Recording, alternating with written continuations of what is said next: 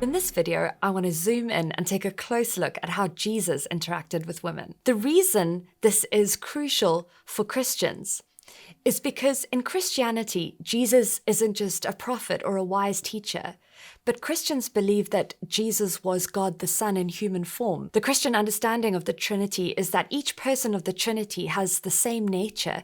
Therefore, whatever could be known about Jesus for Christians can also be known about the nature and character and mind of the Creator God. This is in fact a huge part of why the Bible claims that God came to earth, so that rather than being a totally unknowable, unfathomable entity, God becomes knowable to humankind. And Jesus said of himself, "Whoever has seen me has seen the Father. And I do nothing of my own accord, but only the will of my Father in heaven." And in the book of Colossians, it says of Jesus, he is the image of the invisible God. And so for Christians, while God's character is revealed throughout the Bible, it is by looking at Jesus that we have the clearest window into the nature, mind, character, and heart of God. For Christians, therefore, whatever is true of Jesus is true of God. So with that in mind, let's dive in. In the UK, there is a show on the BBC called Who Do You Think You Are? It's a show which is all about helping famous people to trace their roots and find out who their ancestors were. In our modern world, we are arguably a lot less aware of our particular lineage than people were centuries ago. And yet we still watch shows about it and feel proud if we discover that we are genetically related to someone great. In the ancient world, in general, genealogies were an essential part of historical record keeping. And in Jesus' community, bloodlines and tribal heritage were a matter of utter importance. So when the four gospel writers came to pen their record of the life of Jesus, this was no different. However, what was different in Jesus' case, what sticks out as starkly different, is that women are present. As a modern reader today, we might not think much about reading the names of Jesus' great-grandmothers, Rahab, Ruth, Tamar, and Bathsheba, in Jesus' genealogy at the start of Matthew's Gospel, but this would have been highly unusual as a start for an ancient biography. This aberration signals, right at the start of the Gospels, an approach to women that Jesus had that is going to startle and change his male disciples. What happened to them to make them historians that wrote women into the story? Could it be that they were mentored by a man who would turn their world upside down, changing the way they saw people, the way they saw power, and what it meant to be powerful? In this piece, I want to look at a number of ways that I believe Jesus turned the tables, not just in the temple, but on the way women were viewed. But let's start by looking at the context of Jesus' day regarding views on women.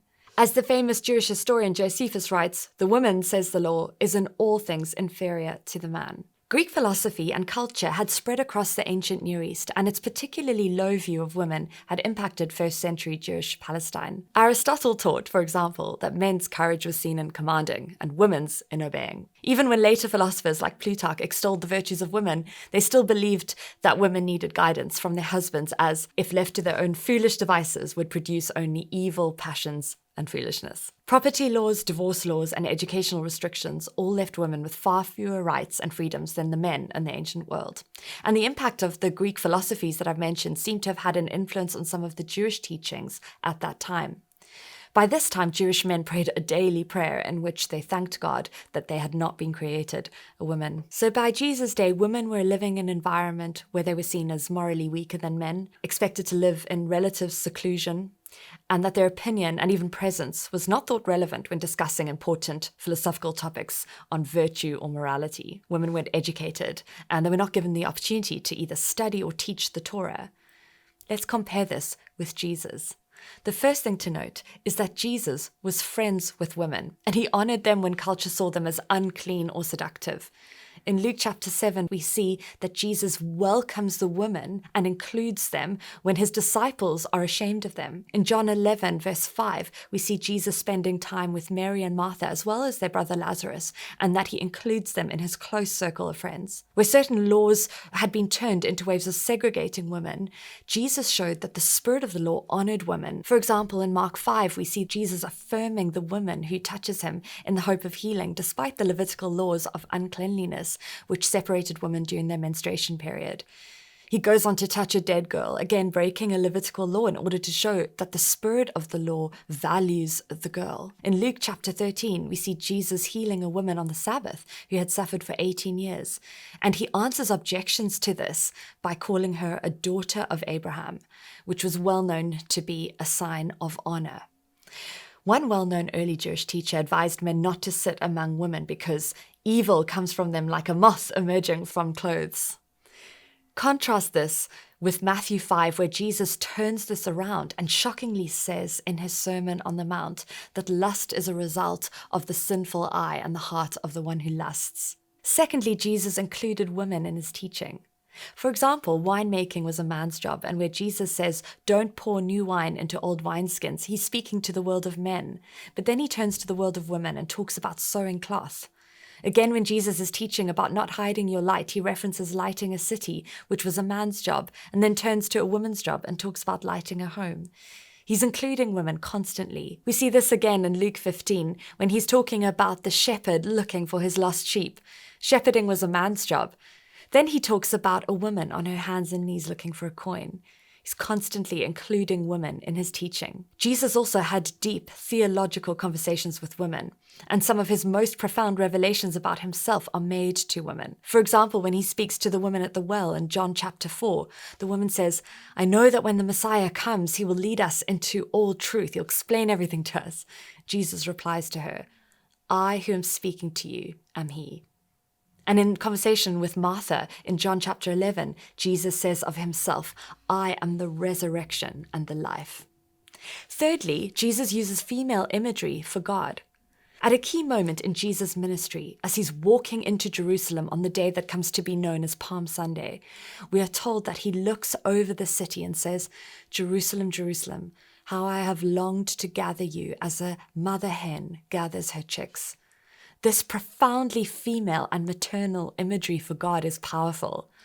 In the story that I mentioned earlier, where the woman is looking for a lost coin, Jesus is picturing God as that woman on her hands and knees. Again, this elevates women by showing their likeness to God and that God can be pictured as female, reminding his first century listeners that their scriptures say that both man and woman are made in their image and likeness of God. In doing this, Jesus is following in the example of prophets like Isaiah, who likewise show God as a woman. For example, when Isaiah likens God to a woman in labor. Fourthly, Jesus had female disciples. In Matthew 12:45, Jesus points to the crowd. He calls his disciples and he says, "These are my mother and my brothers."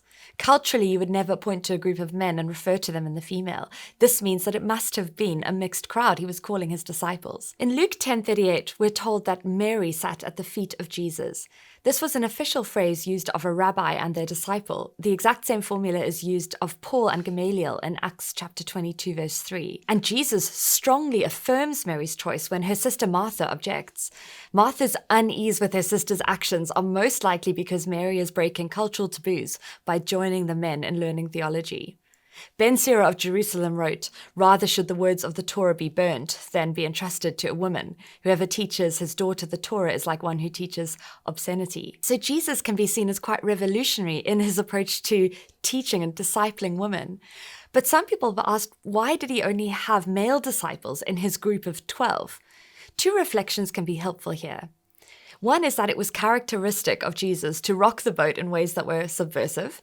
Second, and perhaps most importantly, scholars have pointed out that it would be illogical to see the specific disciples that Jesus chose as being archetypes for Christ-following leaders. Why do I say that? Well, among the 12 were only Jews of a certain social class. There were no Gentiles and there were no slaves. Does this mean that only people who are Jewish and of a free class could be leaders within Jesus' church? To claim that would be certainly to contradict significant teaching of Jesus and the New Testament as a whole. It seems rather that the 12 male disciples were chosen to make an important theological point that the Messiah would fulfill God's covenant to the 12 tribes of Israel. Fifth, all the major moments of salvation history include women. Women are integrally involved in all the 3 major moments of salvation history. The incarnation, Luke 1, we only know what happened because of Mary, the mother of Jesus. The cross, Mark 15:40 says that the male disciples abandoned Jesus while the women stayed. So we know what happened there because of the women. And lastly, the resurrection. Society said this is the governing principle. Any evidence which a woman offers is not valid. That was first century rabbinic law.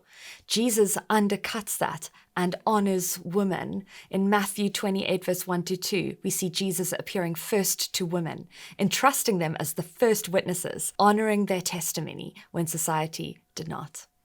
Throughout the Gospels, it seems like the question, "Who do you think you are?" is a question that Jesus is asking of any religious leader or any man who thinks that they're above a woman or anyone who thinks they're above anyone else, whether because of gender, race, age, wealth, social status, or moral status. Jesus doesn't ask this in a smug way, seeking to try and cancel people or look amazing himself in comparison, because you see, he asks them another question too. Not just who do you think you are, but who do you say that I am? For Christians, this is the question at the heart of the Gospels, the question that turns everything else upside down, or shall I say, right way up. If Jesus is God incarnate, then what does that say about the nature of God, the nature of the God of the universe? What does it say about power? What does it say about you and me? In this session, I've attempted to show that if Jesus is in fact God, then that shows us that God values every person equally, and he values women extremely highly as he values men. Where women have been diminished or excluded or boxed in or patronized because of sin at work in this world, he shows that this was never the purpose and that there is a different way. But this also has much wider implications. It's not only about women. It's about anyone, man, woman, child, any human being who has been treated as though they are less than for any reason. Jesus' teachings, his life, his death, and his resurrection all speak to the fact that he has come to make all things new in our society. Within his kingdom, women are right there with him. Within his kingdom, all are welcome.